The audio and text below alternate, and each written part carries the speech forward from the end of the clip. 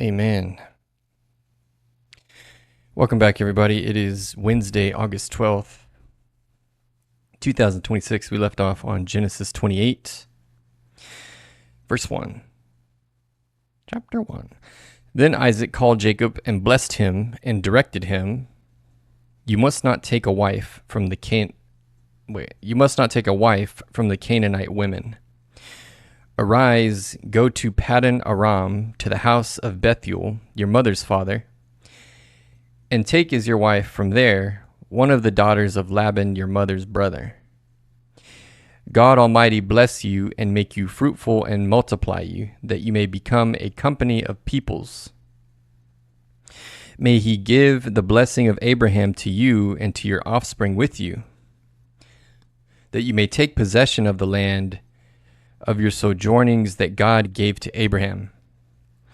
Thus Isaac sent Jacob away, and he went to Paddan Aram, to Laban, the son of Bethuel, the Aramean, the brother of Rebekah, Jacob's and Esau's mother.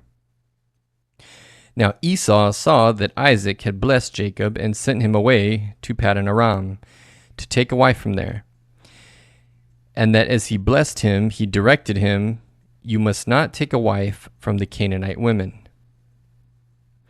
And that Jacob had obeyed his father and his mother, and had gone to Paddan Aram. So when Esau saw that the Canaanite women did not please Isaac his father, Esau went to Ishmael and took as his wife, besides the wives he had, Mahalath, the daughter of Ishmael, Abraham's son, the sister of Nebaioth. Is that Nebaioth? Nebaioth? Jacob left Beersheba and went toward Haran, and he came to a certain place and stayed there that night, because the sun had set. Taking one of the stones of the place, he put it under his head and lay down in that place to sleep. Man, they were sleeping on stones. And he dreamed, and behold, there was a ladder set up on the earth, and the top of it reached to heaven. And behold, the angels of God were ascending and descending on it. And behold, the Lord stood above it and said, I am the Lord, the God of Abraham your father, and the God of Isaac. The land on which you lie I will give to you and to your offspring. Your offspring shall be like the dust of the earth, and you shall spread abroad to the west and to the east and to the north and to the south.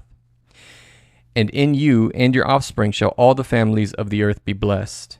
Behold, I am with you and will keep you wherever you go, and will bring you back to this land. For I will not leave you until I have done what I have promised you. Then Jacob awoke from his sleep and said, Surely the Lord is in this place, and I did not know it. And he was afraid and said, How awesome is this place! This is none other than the house of God, and this is the gate of heaven. So early in the morning, Jacob took the stone that he had put under his head and set it up for a pillar and poured oil on top of it. He called the name of that place Bethel, but the name of the city was Luz at the first. Then Jacob made a vow, saying, If God will be with me and will keep me in this way that I go, and will give me bread to eat and clothing to wear, so that I come again to my father's house in peace, then the Lord shall be my God, and this stone which I have set up for a pillar shall be God's house, and of all that you give me I will give a full tenth to you. Genesis 29, verse 1. Then Jacob went on his journey and came to the land of the people of the east. As he looked, he saw a well in the field, and behold, 3 flocks of sheep lying beside it. For out of that well the flocks were watered. The stone on the well's mouth was large, and when all the flocks were gathered there, the shepherds would roll the stone from the mouth of the well and water the sheep, and put the stone back in its place over the mouth of the well. Jacob said to them, My brothers, where do you come from? They said, We are from Haran. He said to them, "Do you know Laban the son of Nahor?" They said, "We know him." He said to them, "Is it well with him?" They said, "It is well, and see, Rachel his daughter is coming with the sheep." He said, "Behold, it is still high day. It is not time for the livestock to be gathered together. Water the sheep and go, pasture them." But they said, "We cannot until all the flocks are gathered together and the stone is rolled from the mouth of the well. Then we water the sheep." While he was still speaking with them, Rachel came with her father's sheep, for she was a shepherdess. Now as soon as Jacob saw Rachel, the daughter of Laban, his mother's brother, And now as soon as Jacob saw Rachel, the daughter of Laban, his mother's brother, his uncle, so his cousin. Okay, so that's his cousin. Now as soon as Jacob saw Rachel, his cousin, and the sheep of Laban, his mother's brother, Jacob came near and rolled the stone from the well's mouth and watered the flock of Laban, his mother's brother. Then Jacob kissed Rachel and wept aloud. What? And Jacob told Rachel that he was her father's kinsman and that he was Rebekah's son.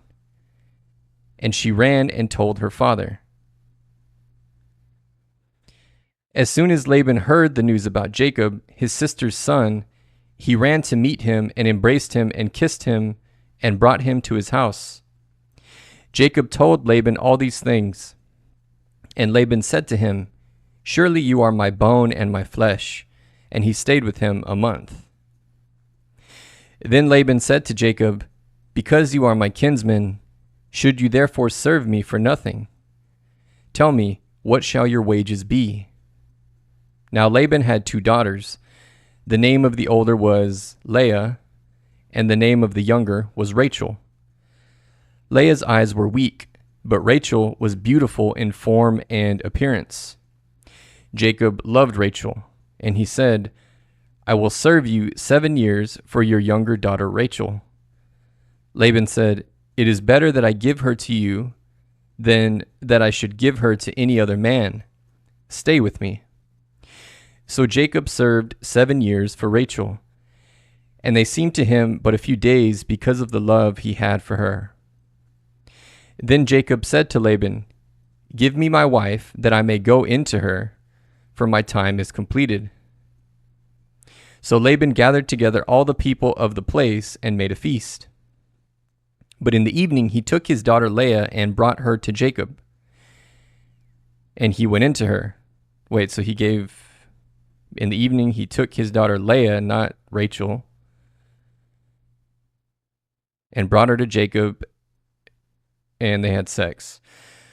Laban gave his female servant Zilpah to his daughter Leah to be her servant. And in the morning, behold, it was Leah. And Jacob said to Laban, "What is this you have done to me? Did I not serve you for Rachel?" How did he not know? Was he drunk? How would you not know that was... But anyway, I guess there was no lights back then, but still. Okay, my bad, go back. Verse 25. And in the morning, behold, it was Leah. And Jacob said to Laban, "What is this you have done to me? Did I not serve with you for Rachel? Why then have you deceived me?" Laban said, "It is not so done in our country, to give the younger before the firstborn. Complete the week of this one, and we will give you the other also in return for serving me another 7 years. Complete the week. I think a week is, in biblical terms, is a year, but we'll ask about that in a second. Jacob did so and completed her week. Then Laban gave him his daughter Rachel to be his wife. Laban gave his female servant Bilhah to his daughter Rachel to be her servant. So Jacob went in to Rachel also, and he loved Rachel more than Leah, and served Laban for another 7 years. Okay, so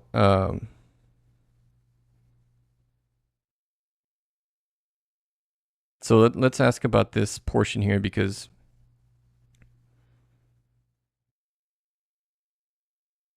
I mean, maybe there's nothing to it, but still, it seems a bit odd that he would. How do we interpret this? How is it that Jacob, who had spent significant time with Rachel to this point, and Leah, did not know the difference when Leah was brought to him instead of Rachel?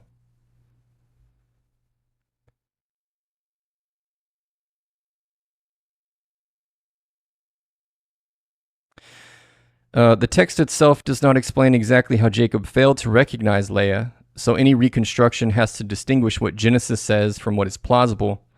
But several features of the story make the deception quite understandable in the ancient setting. The key observation is that Genesis emphasizes in the evening, and then in the morning, behold, it was Leah. That contrast is probably deliberate. Jacob did not discover the substitution until daylight. Well, obviously, but they had sex. So, I mean, you would think, I don't know. I suppose it doesn't really matter. Darkness. There was obviously no electric illumination, and the bridal chamber could have been extremely dark.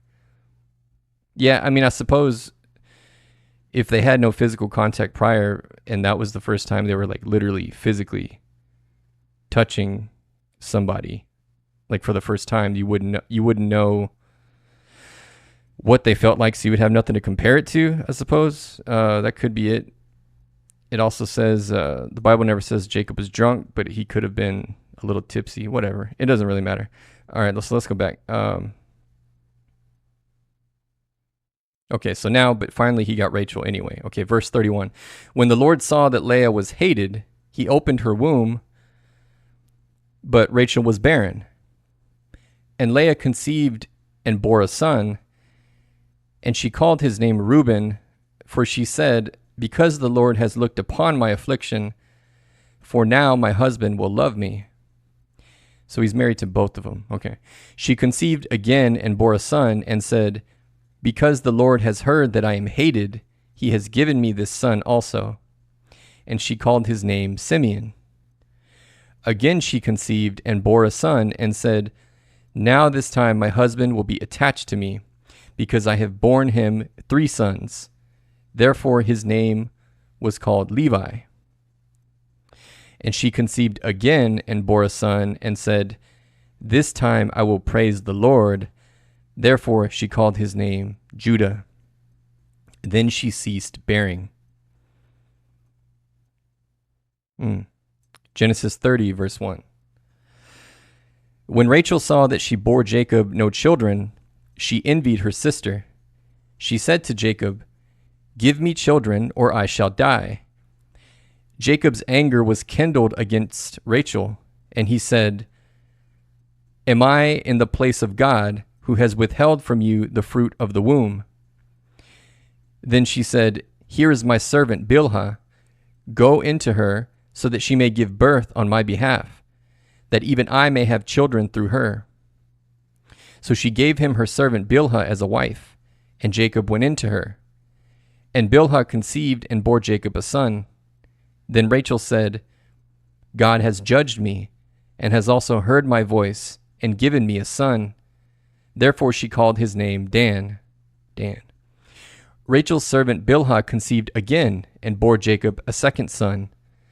Then Rachel said, with mighty wrestlings I have wrestled with my sister, and have prevailed. So she called his name Naphtali. When Leah saw that she had ceased bearing children, she took her servant Zilpah and gave her to Jacob as a wife. Then Leah's servant Zilpah bore Jacob a son, and Leah said, good fortune has come. So she called his name Gad. Leah's servant Zilpah bore Jacob a second son, and Leah said, happy am I, for women have called me happy. So she called his name Asher.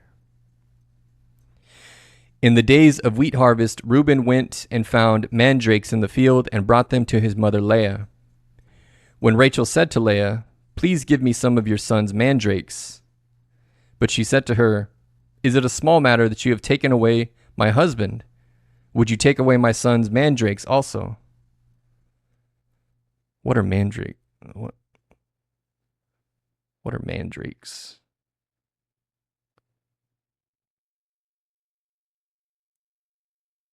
Mandrakes are plants that were well known in the ancient Mediterranean.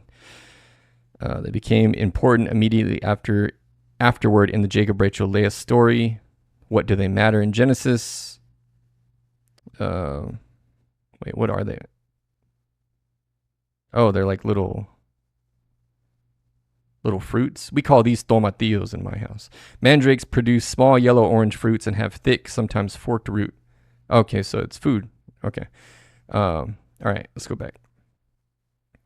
When Jacob came from the field in the evening, Leah went out to meet him and said, "You must come in to me, for I have hired you with my sons' mandrakes." Wait, I missed a part. Hold on. Okay, but she said to her, "Is it a small matter that you have taken away my husband? Would you take away my son's mandrakes also?" Rachel said, "Then he may lie with you tonight in exchange for your son's mandrakes." When Jacob came from the field in the evening, Leah went out to meet him and said, "You must come in to me, for I have hired you with my son's mandrakes." So he lay with her that night. And God listened to Leah, and she conceived and bore Jacob a fifth son. Leah said, "God has given me my wages because I gave my servant to my husband." So she called his name Issachar. And Leah conceived again, and she bore Jacob a sixth son. Then Leah said, "God has endowed me with a good endowment. Now my husband will honor me, because I have borne him 6 sons." So she called his name Zebulun. Afterward she bore a daughter and called her name Dinah. Then God remembered Rachel, and God listened to her and opened her womb. She conceived and bore a son and said, "God has taken away my reproach." And she called his name Joseph, saying, "May the Lord add to me another son." As soon as Rachel had borne Joseph, Jacob said to Laban, "Send me away, that I may go to my own home and country. Give me my wives and my children, for whom I have served you, that I may go, for you know the service that I have given you." But Laban said to him, "If I have found favor in your sight, I have learned by divination that the Lord has blessed me because of you. Name your wages, and I will give it." Jacob said to him, "You yourself know how I have served you, and how your livestock has fared with me. For you had little before I came, and it has increased abundantly. And the Lord has blessed you wherever I turned. But now, when shall I provide for my own household also?" He said, "What shall I give you?" Jacob said, "You shall not give me anything. If you will do this for me, I will again pasture your flock and keep it. Let me pass through all your flock today, removing from it every speckled and spotted sheep and every black lamb, and the spotted and speckled among the goats, and they shall be my wages. So my honesty will answer for me later, when you come to look into my wages with you. Everyone that is not speckled and spotted among the goats and black among the lambs, if found with me, shall be counted stolen." Laban said, "Good, let it be as ye have said."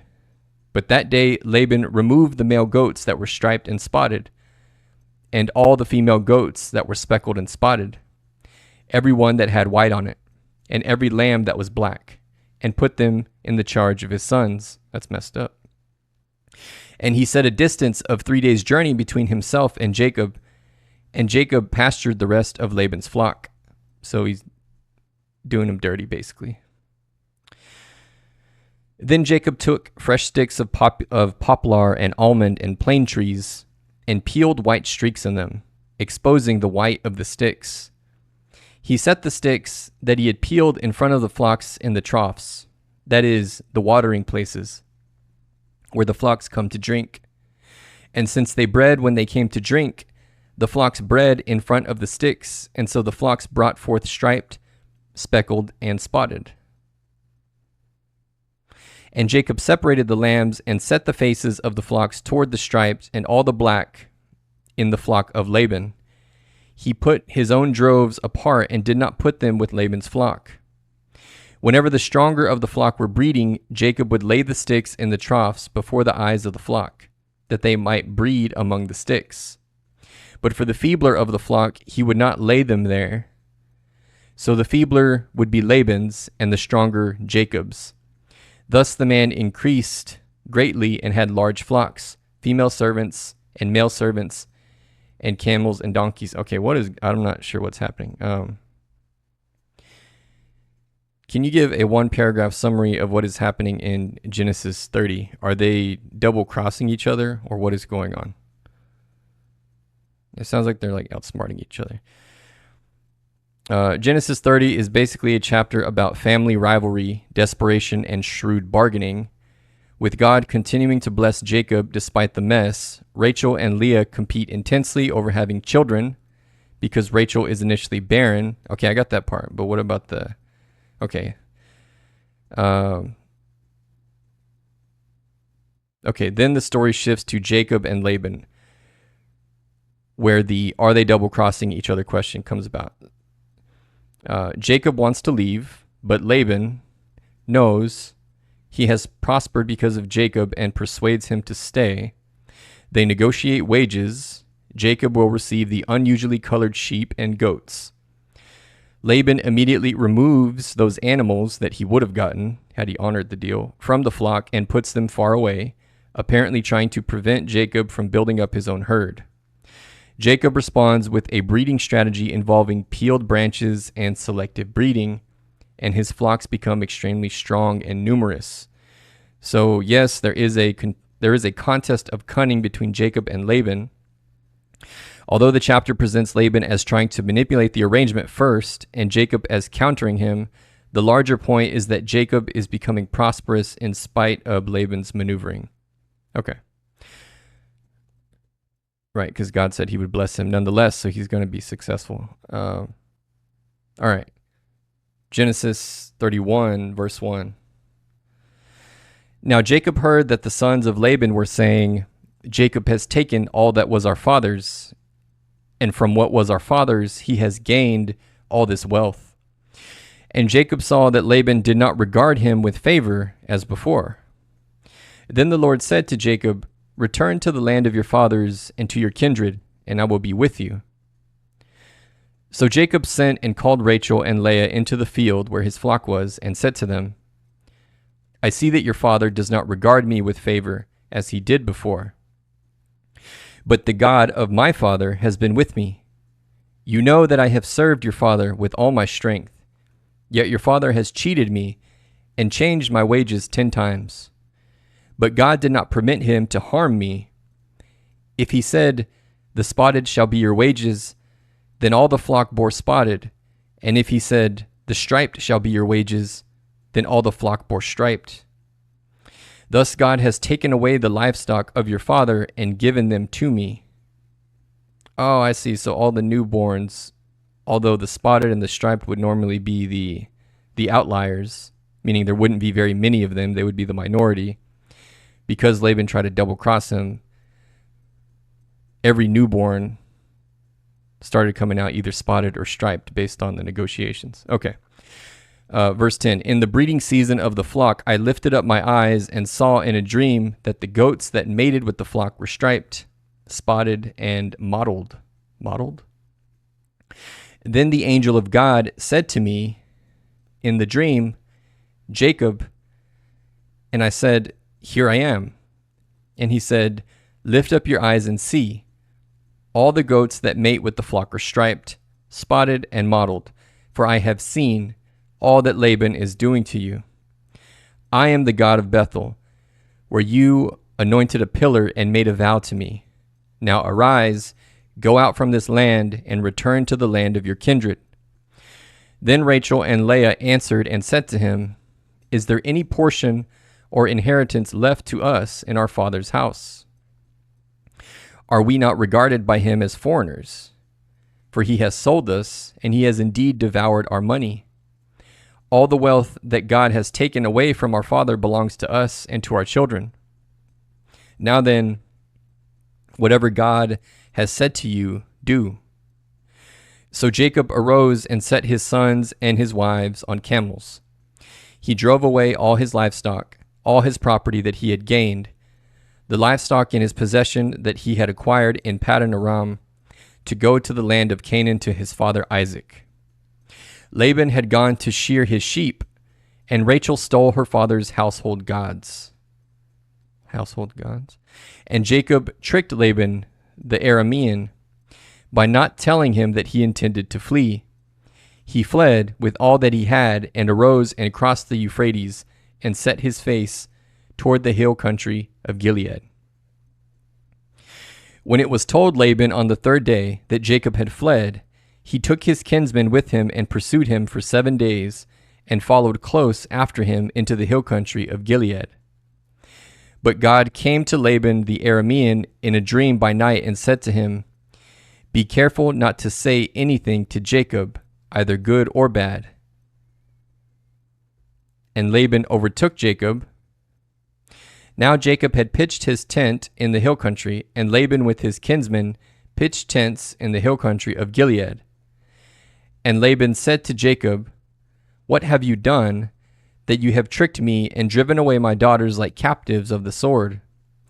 Why did you flee secretly and trick me, and did not tell me, so that I might have sent you away with myrrh and songs, with tambourine and lyre? And why did you not permit me to kiss my sons and my daughters farewell? Now you have done foolishly. It is in my power to do you harm, but the God of your father spoke to me last night, saying, 'Be careful not to say anything to Jacob, either good or bad.' And now you have gone away because you long greatly for your father's house. But why did you steal my gods?"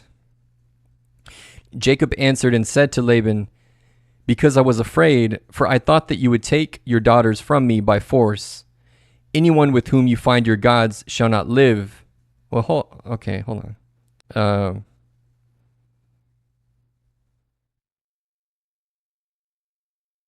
What verse? This is verse 30. Let me just ask this. When they say gods in this context, what are they talking about? Are they idols or statues? Did he not worship Yahweh?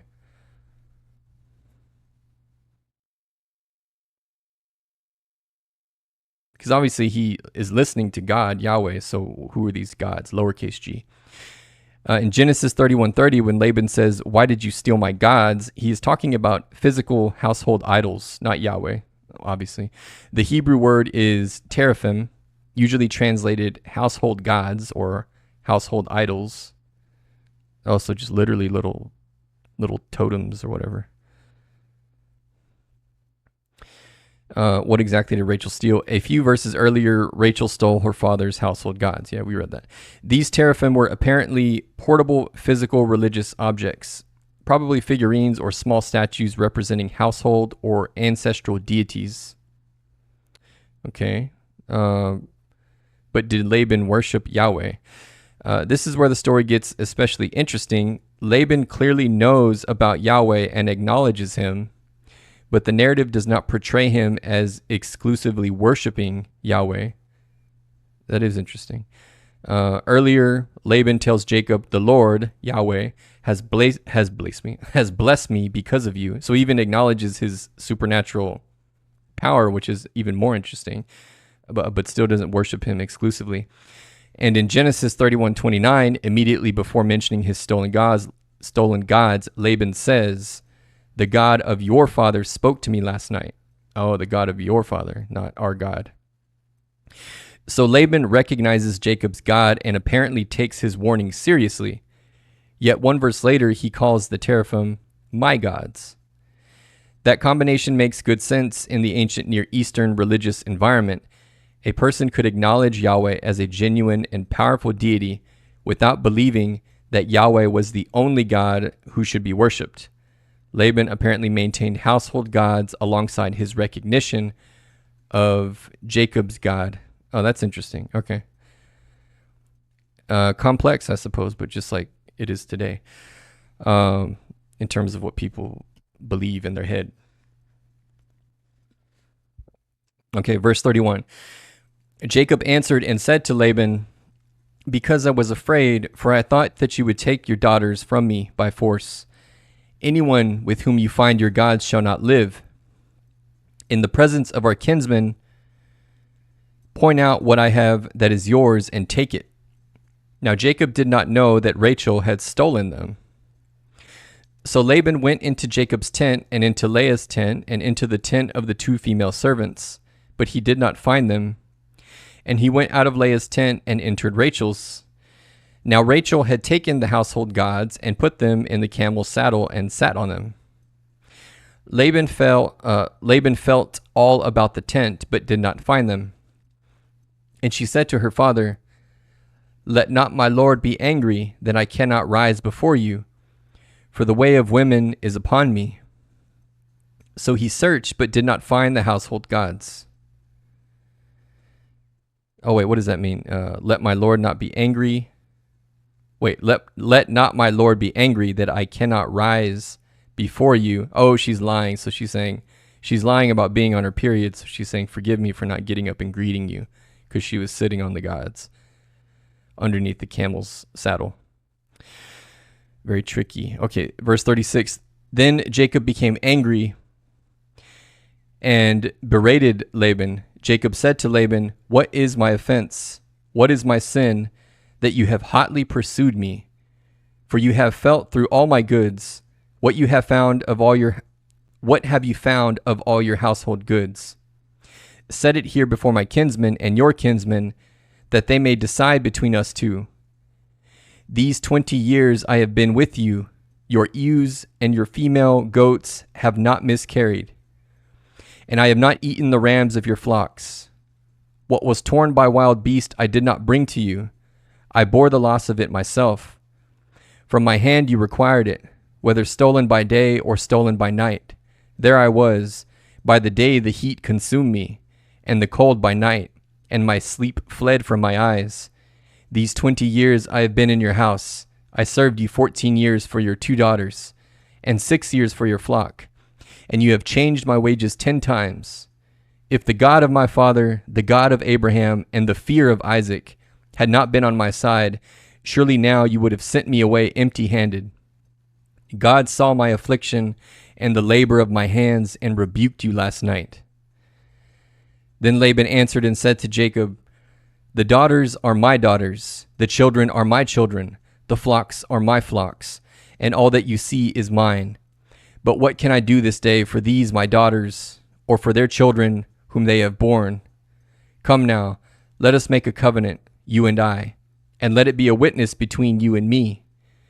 So Jacob took a stone and set it up as a pillar. And Jacob said to his kinsmen, "Gather stones." And they took stones and made a heap, and they ate there by the heap. Laban called it Jegar Sahadutha. Hagar Sahadutha. Okay. But Jacob called it Galeed. Laban said, "This heap is a witness between you and me today." Therefore he named it Galeed. And Mizpah, for he said, "The Lord watch between you and me, when we are out of one another's sight. If you oppress my daughters, or if you take wives besides my daughters, although no one is with us, see, God is witness between you and me." It rhymes. Then Laban said to Jacob, "See this heap and the pillar, which I have set between you and me. This heap is a witness, and the pillar is a witness, that I will not pass over this heap to you, and you will not pass over this heap and this pillar to me, to do harm. The God of Abraham and the God of Nahor, the God of their father, judge between us." So Jacob swore by the fear of his father Isaac, and Jacob offered a sacrifice in the hill country and called his kinsmen to eat bread. They ate bread and spent the night in the hill country. Early in the morning, Laban arose and kissed his grandchildren and his daughters and blessed them. Then Laban departed and returned home. Genesis 32, verse 1. Jacob went on his way, and the angels of God met him. And when Jacob saw them, he said, "This is God's camp." So he called the name of that place Mahanaim. And Jacob sent messengers before him to Esau his brother in the land of Seir, the country of Edom, instructing them Thus you shall say to my lord Esau, Thus says your servant Jacob, I have sojourned with Laban and stayed until now. I have oxen, donkeys, flocks, male servants, and female servants. I have sent to tell my lord in order that I may find favor in your sight. And the messengers returned to Jacob, saying, We came to your brother Esau, and he is coming to meet you, and there are 400 men with him. Then Jacob was greatly afraid and distressed.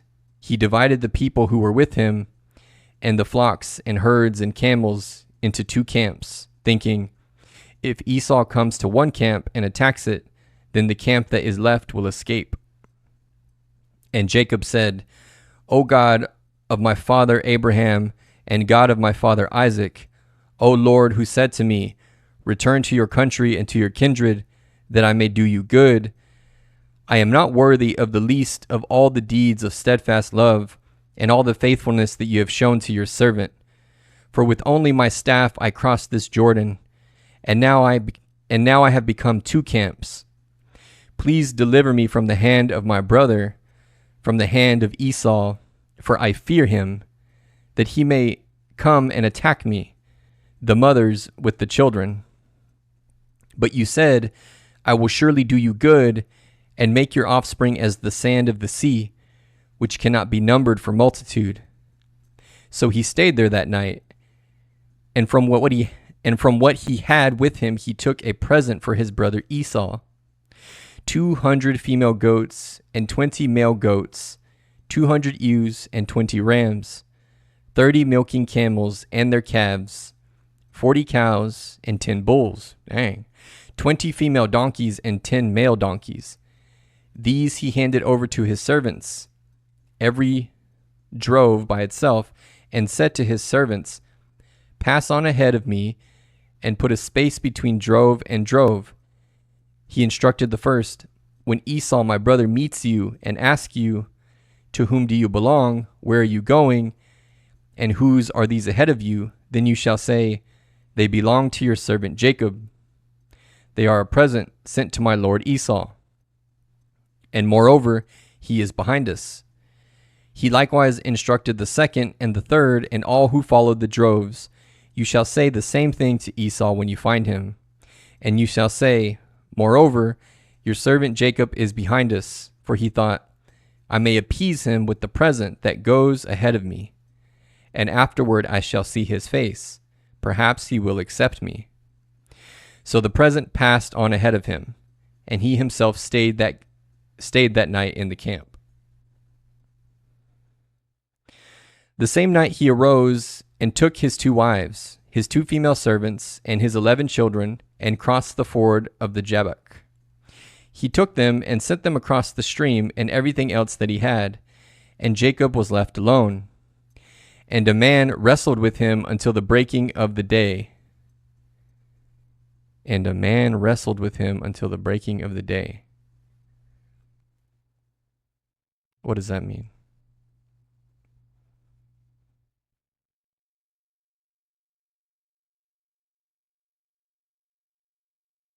Explain the meaning behind this verse.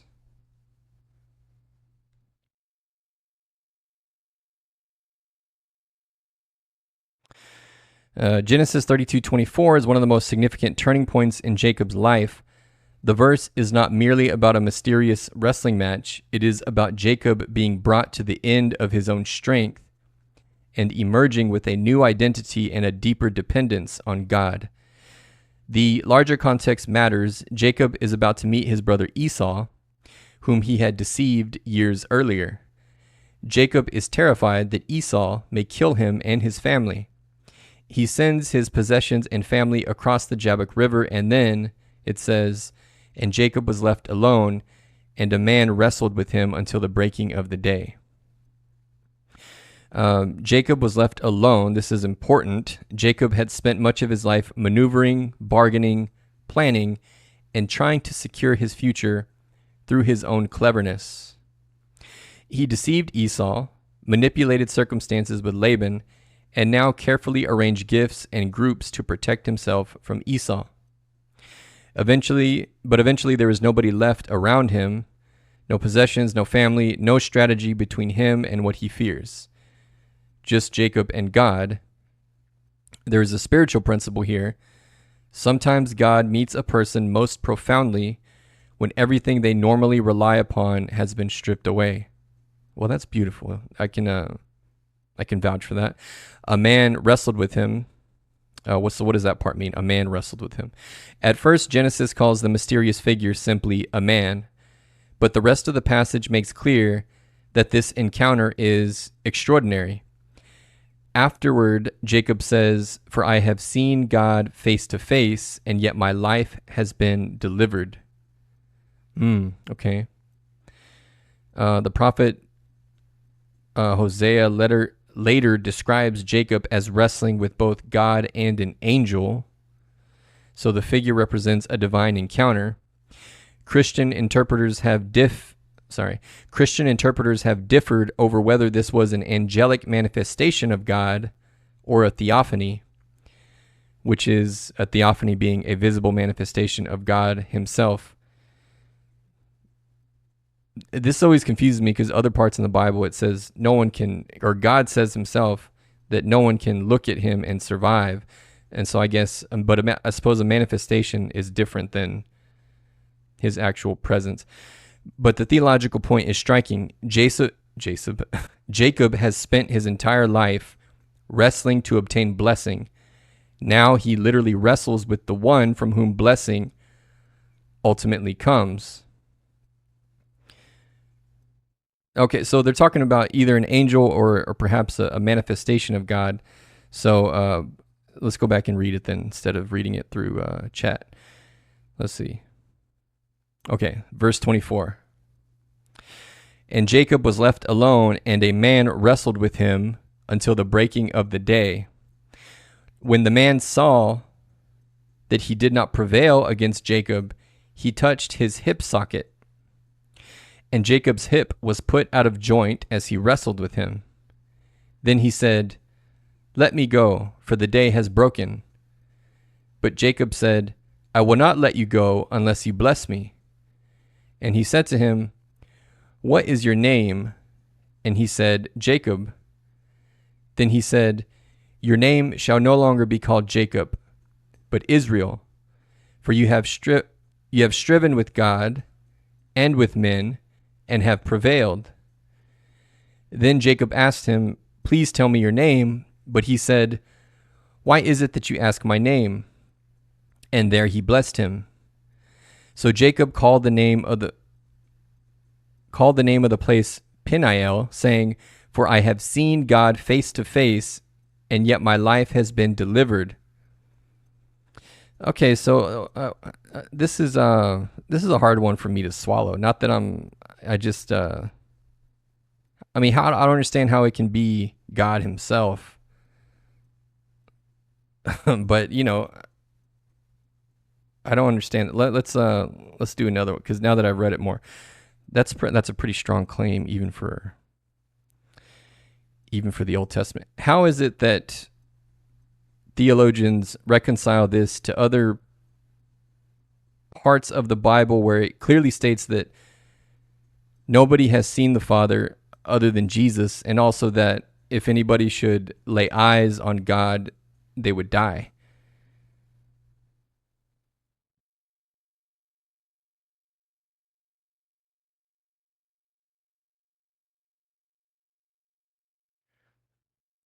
This is one of the classic biblical passages behind a major theological question. How can Jacob say, "I have seen God face to face," when Scripture elsewhere says that no human being can see God and live? And the New Testament says, Jesus says, that no one has seen the Father other than himself. The main answer in historic Christian theology is that seeing God, in quotes, seeing God, does not always mean seeing God in his unveiled divine essence. Genesis 32 is usually understood as God making himself perceptible through a mediated manifestation, which is a theophany. Many Christian theologians go further and interpret Jacob's mysterious man as a Christophany, that is, a pre-incarnate appearance of the Son, of Jesus. So the apparent contradiction, you have three sets of texts that need to be held together. There's Genesis 32 begins very deliberately, a man wrestled with him. But by the end, Jacob concludes, I have seen God face to face, and yet my life has been delivered. Then you have passages such as Exodus 33:20, where God tells Moses, you cannot see my face, for man shall not see me and live. So God himself says that directly to Moses. And the New Testament makes an even stronger statement. Jesus says this, no one has ever seen God, the only God who is at the Father's side, he has made him known. Similarly, Jesus says, John says that, perhaps John said that, and then Jesus says, not that anyone has seen the Father except he who is from God, he has seen the Father, referring to himself. At first glance, those statements seem very difficult to reconcile. So, number one, the traditional distinction, God's essence versus God's manifestation. The most common theological solution is a distinction between seeing God as between seeing God as God truly is in his infinite unveiled glory and seeing a manifestation that God chooses to make perceptible to human beings. Okay, that's a good way to put it. Exodus itself strongly suggests this distinction. In Exodus 33:11, we are told, thus the Lord used to speak to Moses face to face as a man speaks to his friend. Yet only 9 verses later, he says, you cannot see my face, for man shall not see me and live. If face to face meant exactly the same thing in both verses, Exodus would contradict itself almost immediately. Instead, face to face in the first instance means something like direct personal encounter rather than indirect revelation. Okay. Moses genuinely encounters Yahweh, but he does not behold God's unmediated divine essence or glory. That provides a framework for Jacob as well. Jacob really encounters God, but that does not necessarily mean that Jacob's human eyes perceived the infinite divine nature himself. Okay, all right, let's go back. Okay, so where were we? We're near the end here. Okay, he says, please tell me your name. But he said, why is it that you ask my name? And there he blessed him. So Jacob called the name of the place Peniel, saying, for I have seen God face to face, and yet my life has been delivered. The sun rose upon him as he passed Peniel, limping because of his hip. Therefore, to this day, the people of Israel do not eat the sinew of the thigh that is on the hip socket, because he touched the socket of Jacob's hip on the sinew of the thigh. Well, that's interesting. Okay. Well, that's a lot. All right. Okay, so now we're on to Genesis 33, verse 1. But this is a good spot to stop for the night, so we'll pick it up tomorrow on Genesis 33, verse 1. Thanks for tuning in. Don't forget to drop a sub, share it with a friend. God bless you guys, and good night.